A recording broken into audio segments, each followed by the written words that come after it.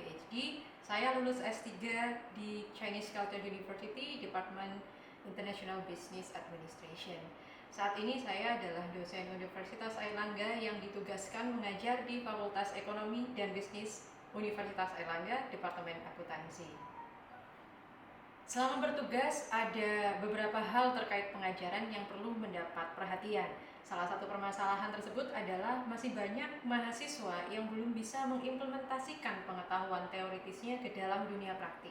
Oleh sebab itu, saya berinisiatif untuk memberikan metode pengajaran dengan case-based dan project-based. Salah satu mata kuliah yang saya ampu dengan metode ini adalah studi kelayakan bisnis.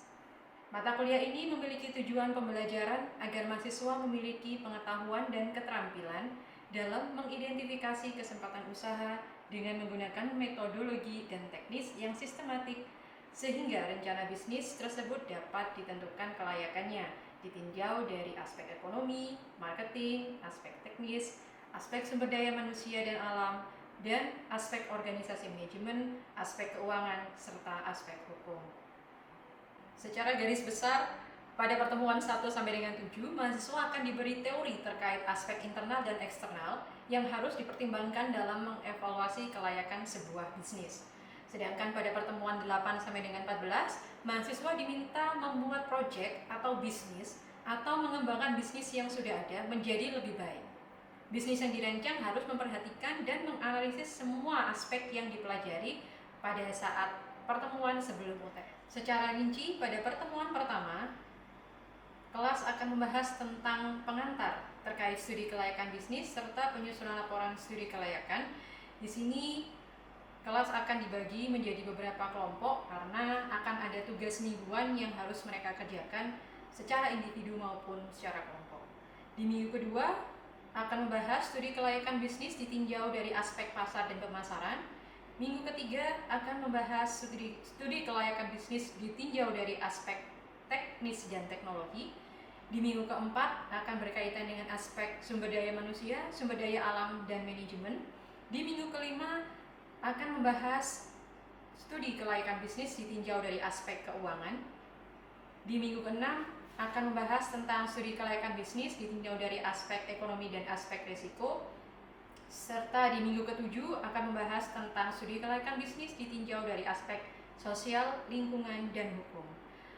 Setelah UTS, mahasiswa akan mempresentasikan kasus. Kasus ini adalah bisa mereka membuat sendiri perusahaannya atau mengembangkan perusahaan yang sudah ada.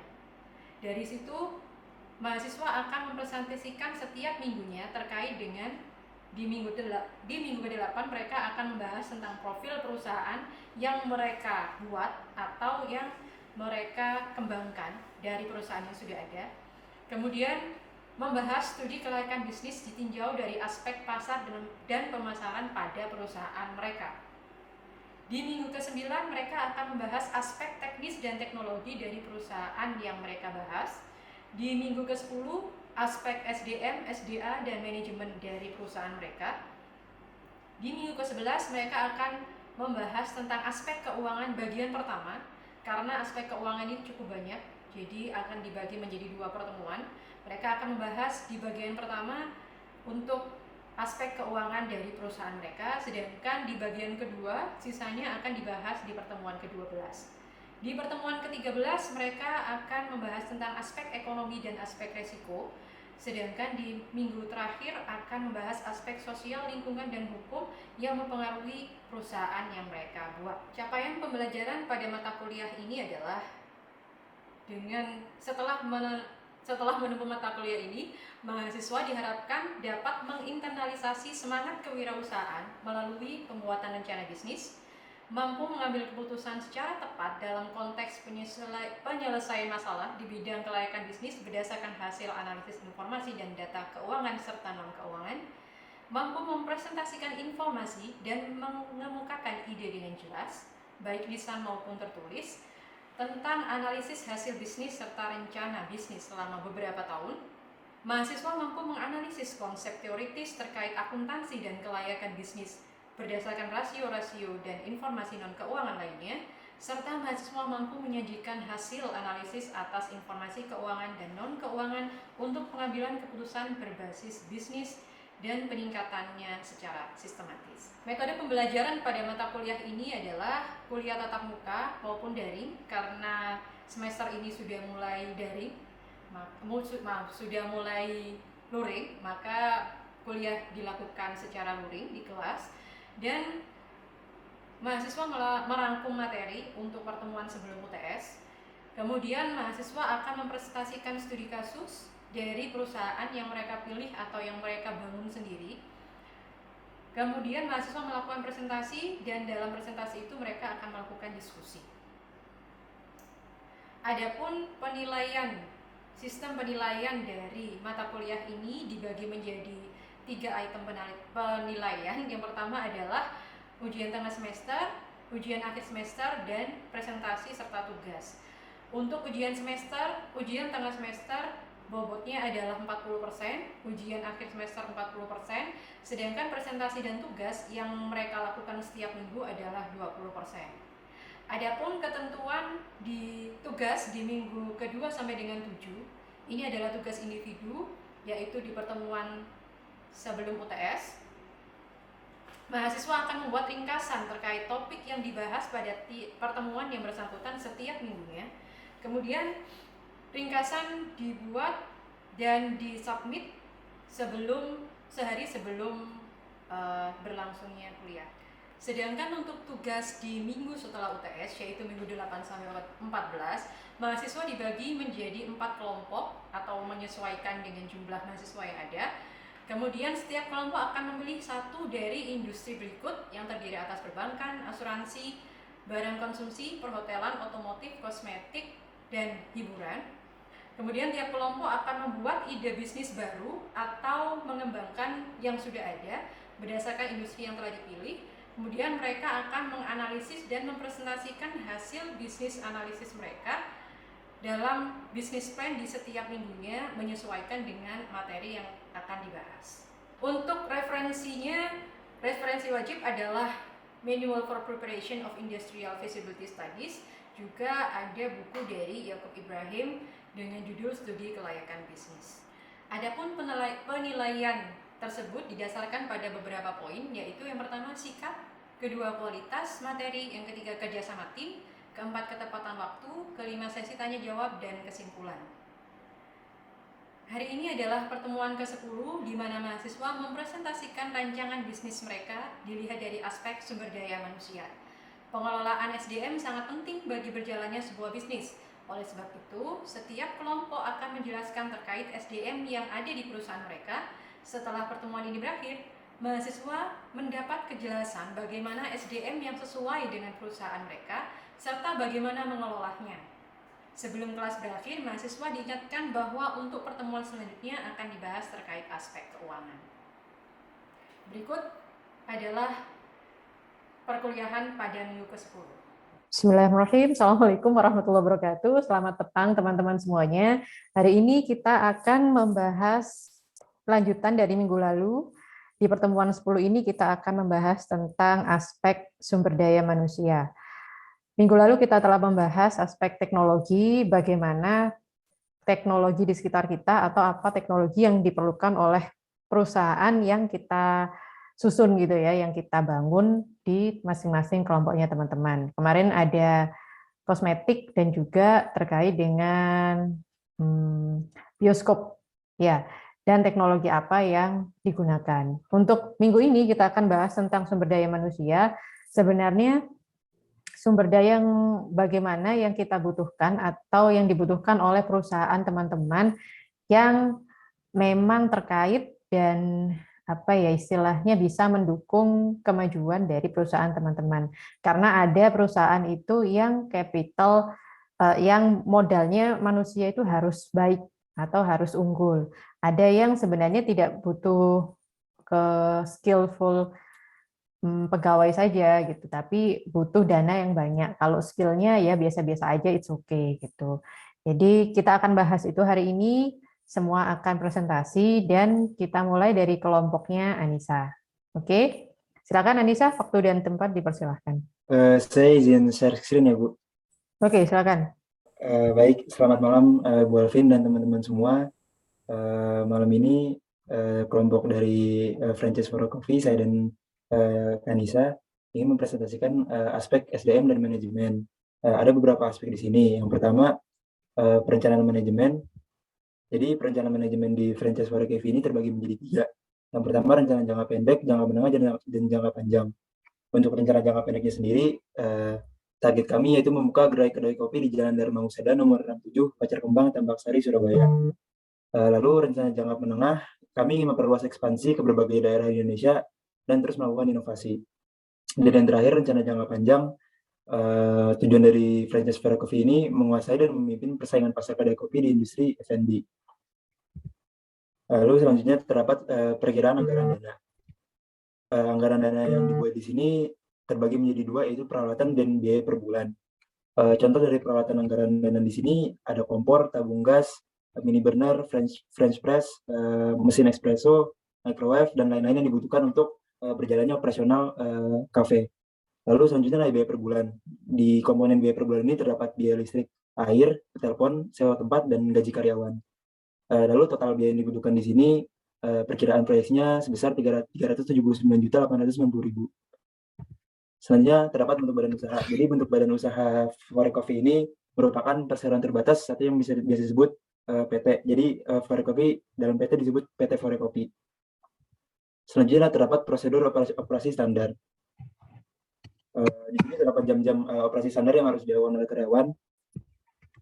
Lalu selanjutnya terdapat struktur organisasi, mungkin bisa dijelaskan oleh partner saya. Oke, selanjutnya ini ada struktur organisasi. Nah, kalau dari struktur organisasi sendiri ini cuma ada 5 bagian. Yang pertama ini ada owner, lalu di bawah ini ada manajer operasional, dan manajer operasional ini membawahi keuangan atau kasir, barista, dan juga security.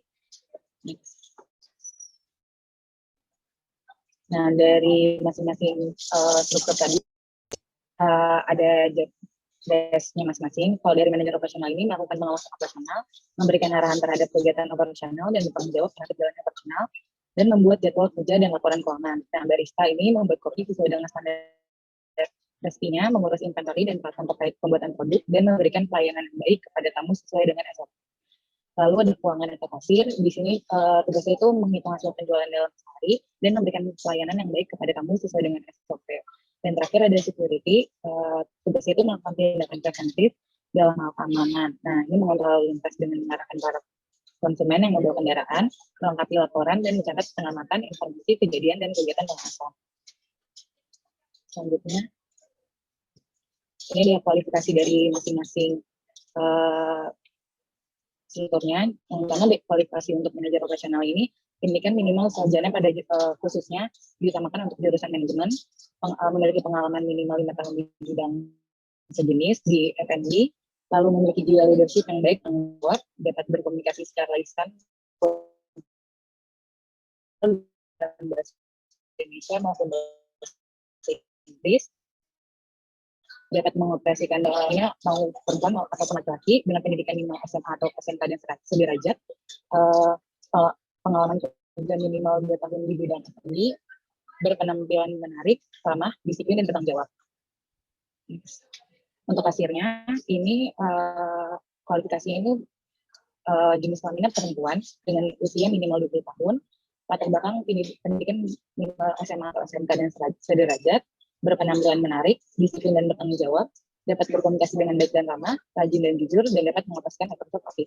Dan yang terakhir untuk security, jenis kelamin laki-laki berusia minimal 20 tahun, berpendidikan minimal SMP atau sederajat, sifat jasmani dan rohani, tegas dan jujur.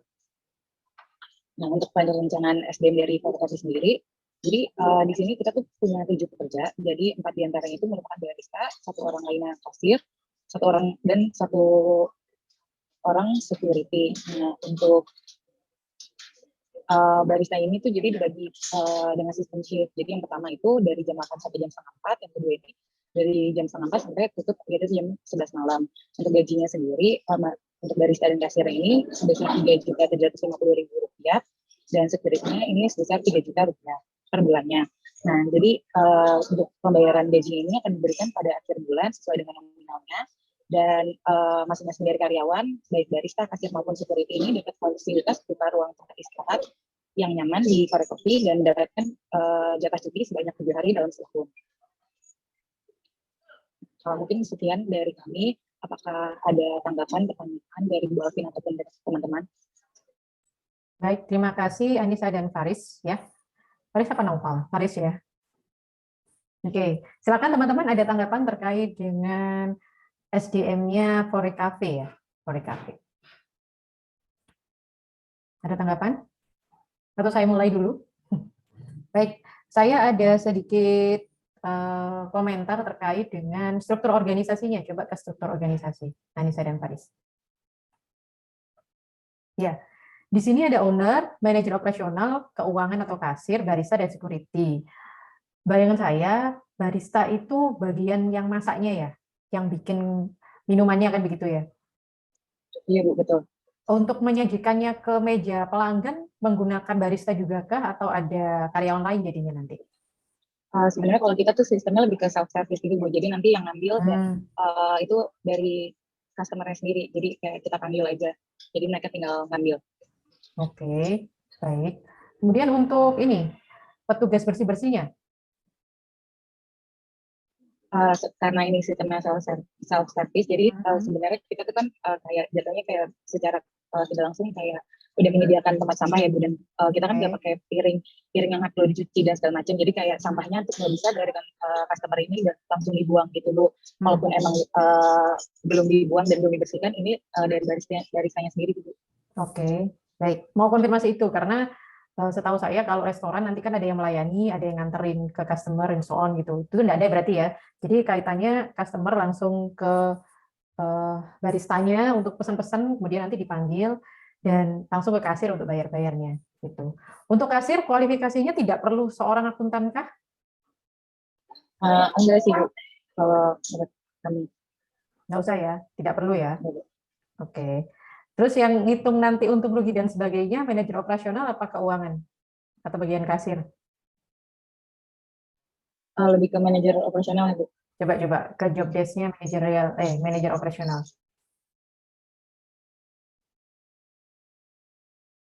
Oke, di ini ya, sudah tercantum di situ ya, membuat laporan keuangannya.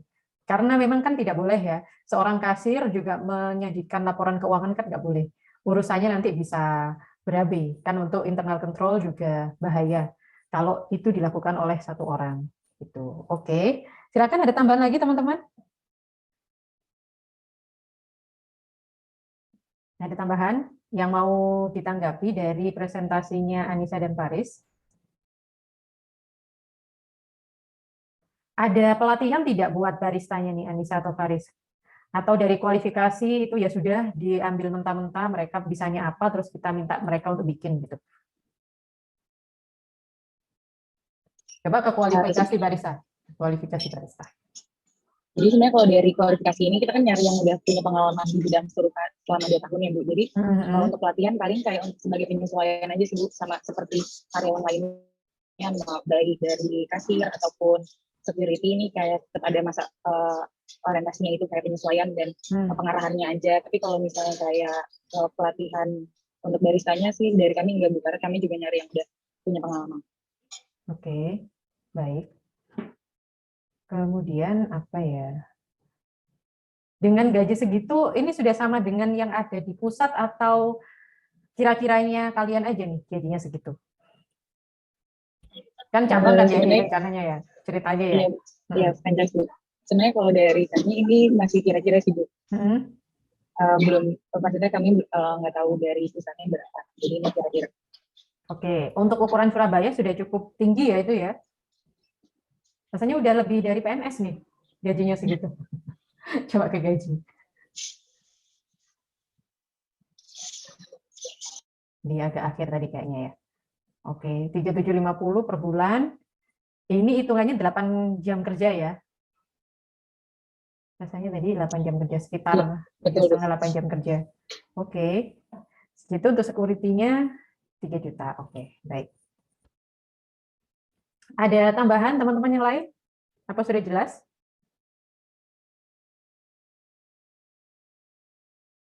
Oke, berarti untuk for cafe ini rasanya SDM intinya adalah bagian barista ya, menjadi ujung tombak istilahnya dari proses bisnis ini di cafe ini, karena ya mereka yang akan menyajikan servis terutama dalam kopinya itu bagaimana bisa sesuai dengan franchise-nya, karena ini adalah cabang dari franchise seperti itu. Dan membutuhkan artinya juga harus skill ya, skill employees ya, bukan pekerja serabutan. Mereka harus punya skill terutama di bidang barista ini, membuat kopi dan sebagainya, segala minuman. Kalau kopi sendiri kan macam-macam kan ya. Setahu saya ada yang diseduh, ada yang di cara penyajiannya itu macam-macam sekali gitu kopi. Dan ini ternyata kan bukan hanya kopi ya, ada beberapa minuman lain juga di tokonya Anissa dan Faris ini. Oke, terima kasih Anissa dan Faris atas presentasinya, menarik, dan minggu depan sudah mulai dengan keuangan ya teman-teman. Nanti akan lebih rinci lagi, tadi sempat disebutkan terkait dengan dana, tapi nanti untuk minggu depan harus dirinci tuh dana segitu banyak, isinya apa aja, dialokasikan untuk apa saja, dapat uangnya dari mana, dan nanti digunakan untuk apa. Oh, Naufal ada pertanyaan, Naufal. Silakan. Iya Bu, baru kepikiran sih pertanyaan. Ini saya mau bertanya yang bagian perkiraan anggaran dana. Kan karena ini kalian franchise ya. Terus tadi kalau dari totalnya itu sekitar 300 juta. Nah itu udah termasuk harga franchise atau ada barang-barang yang masuk harga franchise atau gimana gitu sih pembagiannya? Agak kurang jelas. Baik, terima kasih Noval. Coba balik ke slide yang tadi teman-teman. Untuk menjawab pertanyaan Noval, ini perkiraan anggaran ini belum termasuk biaya franchise. Mungkin nanti untuk biaya franchise akan kita detailkan di aspek selanjutnya, itu aspek keuangan. Kita akan menjelaskan seluruh kebutuhan dana yang dibutuhkan secara komprehensif untuk buka cabang franchise Fire Coffee ini. Ini untuk sementara yang dimasukkan baru untuk kebutuhan peralatan dan biaya per bulan yang dikeluarkan oleh Fire Coffee ini. Ada tanggapan Noval? Oh iya Bu, ya jelas sih. Ya, belum termasuk ya. Iya, Nah, di sini memang per bulannya seperti ini, peralatannya kan memang mungkin di awal, investasi awalnya untuk peralatan sekian, ditambah nanti investasi untuk franchise-nya, beli franchise-nya berapa gitu kan ya, terus per bulannya adalah sekian. Seperti itu. Minggu depan saat kita bahas keuangan, dirinci nih, per bulan untuk ini berarti, dan terus peralatannya kan nanti juga ada depresiasi dan sebagainya akan dihitung. Ya, oke. Ada lagi teman-teman? Untuk Wendy, silakan Wendy. Untuk gaji karyawan, misalkan karyawannya memiliki bank lain selain bank yang dipakai oleh perusahaan, itu apakah gajinya dipotong? Kan biasanya ada biaya transfer gitu ya. Oke, ya. Terima kasih Wendy. Bagaimana teman-teman? Ditentukankah untuk banknya harus bank apa gitu, atau ya sudah terserah nanti untuk biaya adminnya dipotongkan dari gaji kalian misalnya gitu. Kurang lebih pertanyaannya si Wendy nih.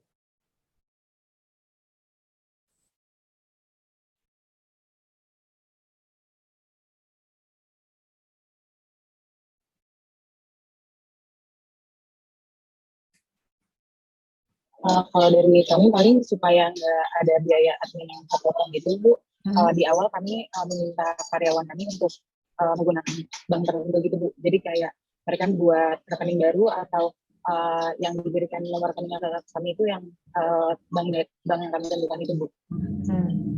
Oke. Begitu Wendy. Ada tanggapan Wendy? Cukup Bu. Cukup, baik. Terima kasih.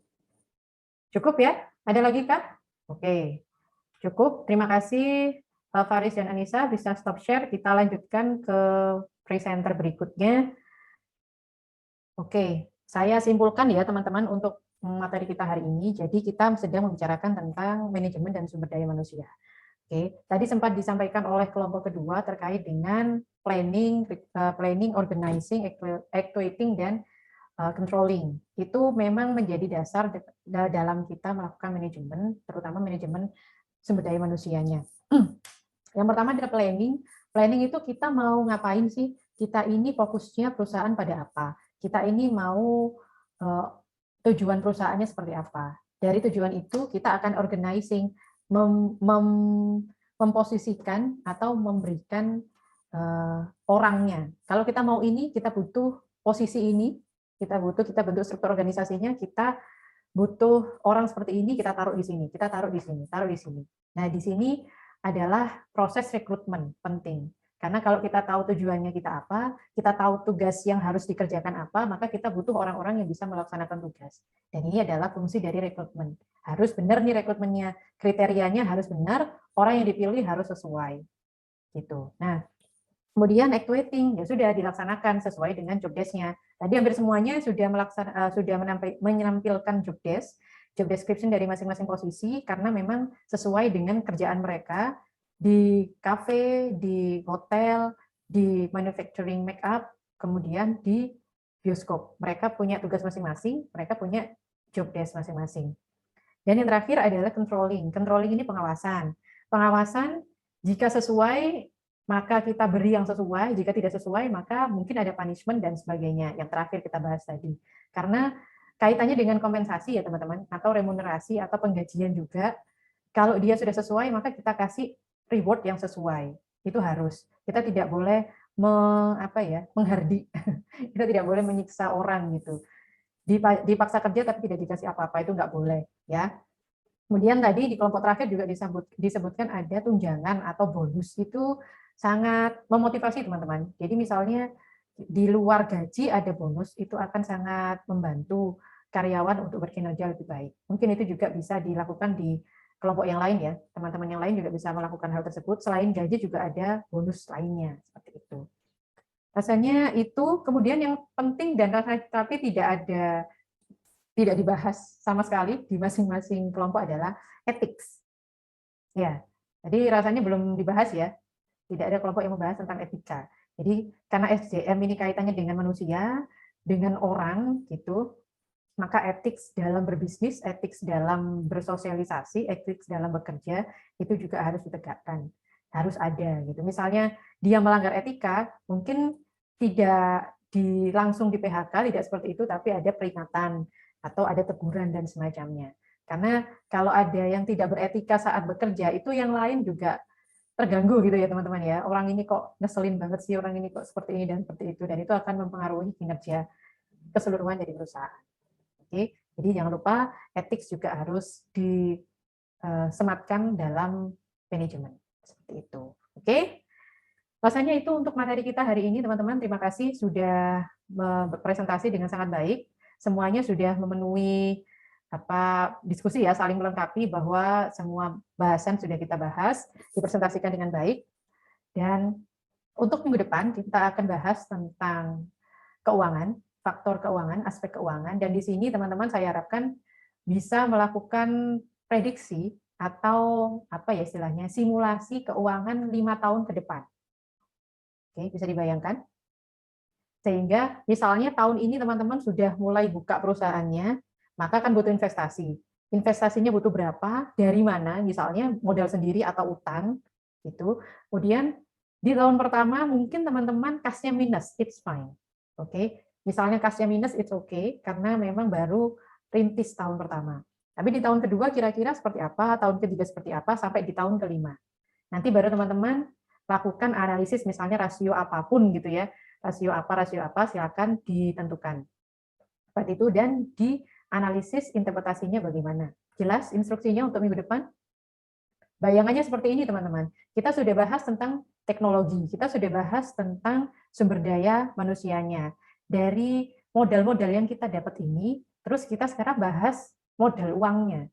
Gitu. Kita akan mendanai itu dari mana, kita akan menggunakan dana ini untuk menghasilkan sesuatu, kira-kira ke depannya ini prospeknya seperti apa ya usaha kita. Itu saja dari saya untuk kelas kita malam ini teman-teman. Terima kasih banyak atas partisipasinya. Semoga yang kita pelajari hari ini bermanfaat. Terima kasih semuanya. Minggu depan sudah dengan Profesor Sugeng ya, sudah dengan Pak Sugeng. Insya Allah sudah offline lagi, jadi teman-teman siap di kelas setiap hari Selasa jam 15.30. Oke, terima kasih semuanya. Selamat malam, selamat beristirahat, jaga kesehatan. Wassalamualaikum warahmatullahi wabarakatuh. Oke. Demikian pertemuan 10 pada mata kuliah Studi Kelayakan Bisnis hari ini. Terima kasih atas perhatiannya. Saya Alfiatul Komariah, PhD, undur diri. Wassalamualaikum warahmatullahi wabarakatuh.